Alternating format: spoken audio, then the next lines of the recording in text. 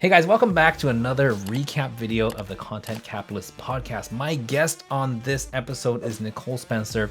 Number one, she's a badass. Number two, she has actually exited her business and sold it for a previous business, by the way, and sold it for multiple six figures. So if you want to learn not only how to build a business, but build a business that you can exit so that you can make a whole bunch of money in one big chunk, then this one is for you. But before we get into all the business nitty gritty, I wanted to edit in a few parts where we talk personal things. What are things outside of business, about our interests, and a bit of a morbid curiosity that kind of might be an interesting topic for you to listen to. So you're going to want to tune in and watch the rest of this video.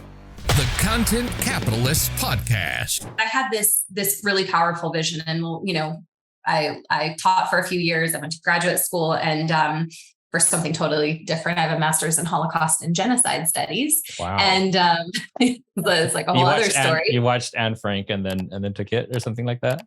No, I was always just really interested in the darker side of history. And I would teach units on Holocaust literature when I was in school. And I took actually several courses in my undergrad on Holocaust literature, and just really was interested. So long story short. Let me ask you a question though. Let me ask you a question. And this is interesting because my daughter, she's going to college in France right now. She's in Paris. She's always been very morbid, like in her interests. Like she loves watching these gory kind of scenes. But I also, and yes, like you, researching all the horrible atrocities. And believe me, Japanese history has a lot of those. Yes. I also realized that she's not afraid to get into the scary questions in her life. And she's actually running two businesses now. Wow. But she just dives right in. She doesn't have that kind of hesitation that a lot of people have. And I wonder if there's a connection, because there's the nitty gritty parts of business and your internals that sometimes stop you from exploring deeper into what the real problem is. And I think that you're one of those kind of people that just, it doesn't put you off. And some people just, like I do. So when I say something, I'm talking about me. If something's scary, then I'll walk a lap around my mind or the block before I want to talk about it. But I wonder if there's a connection. I'm gonna think about that. Yeah, I mean, I think for me, especially because I've been to a lot of places where there's been atrocity. I am involved in an organization in Sierra Leone that works with blood diamond victims, and I was there volunteering 3 years ago. And I think it just shows you, how much I'm in a very fortunate position to be born in America and to have the resources that I have. And I think it compels you to want to make the most of your life and what was given to you, and to be able to, of course, give back and help others as well. I think it, takes away maybe some of the insulation that so many of us have around us growing up in certain places. But that wasn't something that I was presented with. It was definitely something I sought myself. I don't know why. I've just always kind of been interested in, the darker side of humanity, which is funny because it's the opposite of, how my personality actually is. It's just interesting.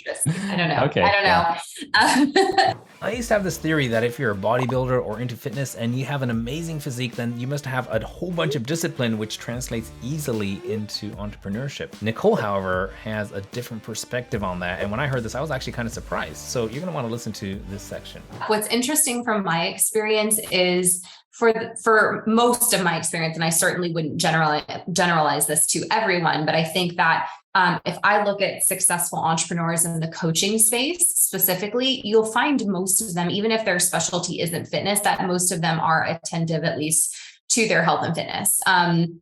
And I think that a lot of the same levels of focus and discipline are required to achieve both, for sure. I wish I could say that everyone in the fitness industry had the same discipline with their business. I have not found that to be true.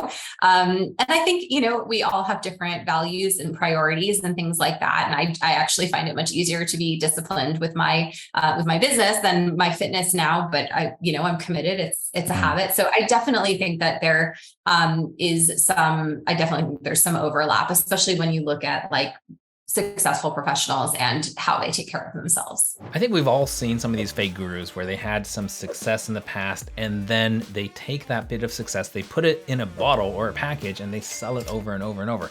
Here's the problem about doing that is when you have had previous success, the way to market and the way to grow businesses changes so quickly, so that you might have had success once, but sustained success is different. So finding someone who's actually using the tactics that they're teaching their customers or their clients and consistently succeeding with it, those are the best mentors that you're going to want to find. Those are the people like Nicole Spencer that you're going to want to pay attention to.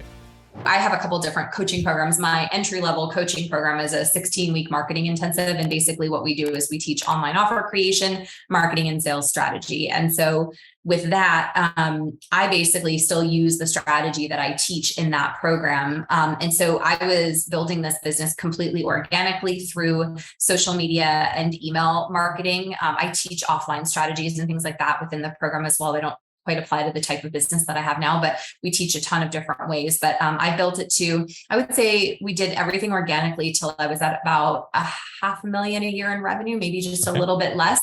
And then we started running ads. But and how long did that take to get to that $500,000 mark? About 15 months. Yeah, okay. It wasn't very long. So less than a year and a half. And then over time, I did things like, do more paid lead generation, driving to my email list, started building and growing a Facebook group.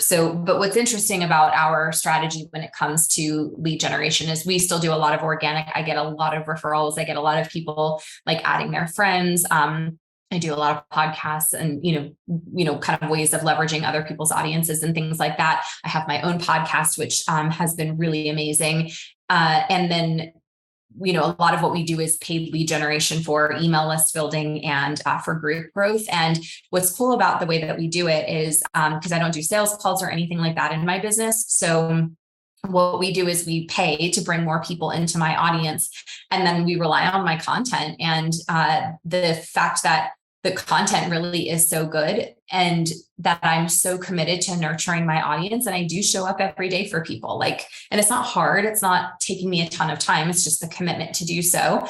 And that is ultimately, then we start to offer people different opportunities for conversion. And that's where our clients come from every single month. So most of our leads now, I would say, come from paid ads, but we don't try to sell from our ads. We don't have a call to action to schedule a call because we don't do that. So we have a process of just bringing people into our world and then really showing up and delivering a lot of value. And then people typically come over the line. So as we were wrapping up this conversation, I had one question. I said, what is the advice that you'd give someone on how to use content to convert more sales or to grow your business?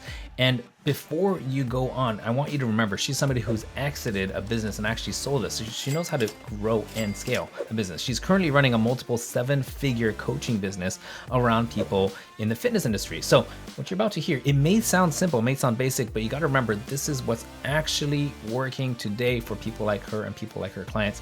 Please listen to this and please take notes and please actually do it, because that's why you watch these videos, so you can get real, actionable, valuable tips from real people. If there's any last words of wisdom that you have from experience for somebody who is trying to take their content game to the next level to actually generate leads for their business, is there one piece of advice you give to that person? I would say become a really good listener, right? Become a really good listener and speak to people where they are from their perspective, and also infuse your absolute most authentic voice into all of it. Because, if you can connect with people and you're saying things that they resonate with, and you can also bring your personality, your values, your brand voice, all of that into it, I think that's the most powerful combination of things. So that's perfect. I'm so excited that you've watched all the way to the end of this episode, my conversation with Nicole Spencer. If you haven't yet, then you're going to want to click somewhere around here where there's a link, and you're going to be able to watch the full 1-hour video, or get the podcast, the 1-hour interview I had with her. There's a lot more detail. There's a lot more juicy stuff in between if you're into that sort of stuff. Otherwise, make sure you subscribe and make sure you click that little bell so you get notified when there's new episodes here just like this. I'll see you in the next video.